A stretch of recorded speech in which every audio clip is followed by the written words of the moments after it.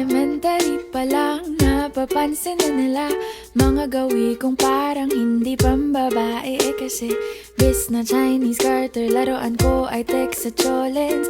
Tapos kajamin ko lagi noon mga sigang lalaki sa amin.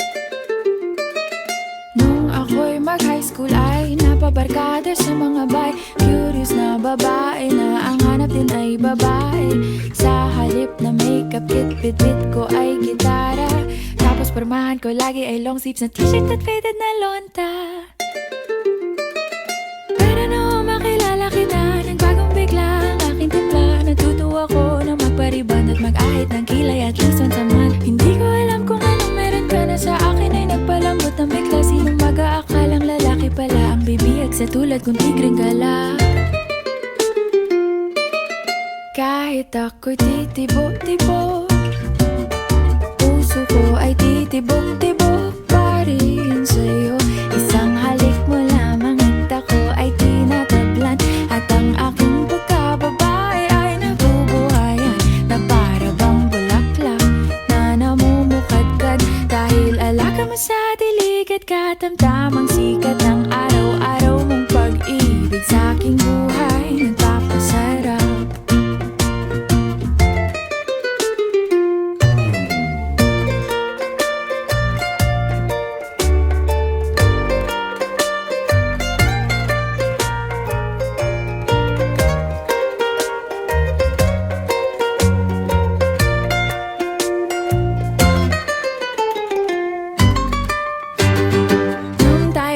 College ay saka ko lamang binigay ang matamis na oong 10 buwan mong trinabaho.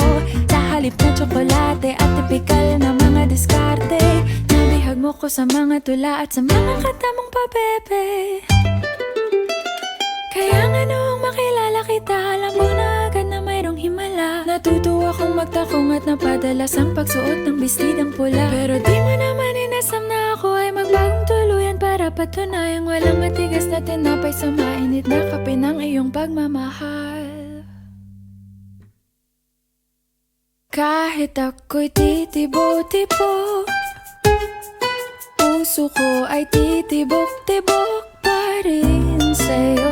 Isang halik mo lamang at ako ay tinatablan.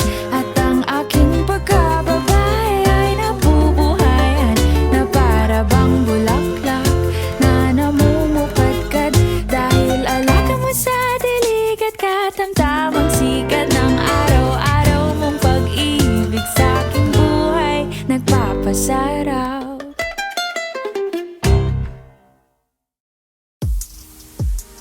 No Wi-Fi? No stress! Kahit mawala ang signal, di mawawala ang...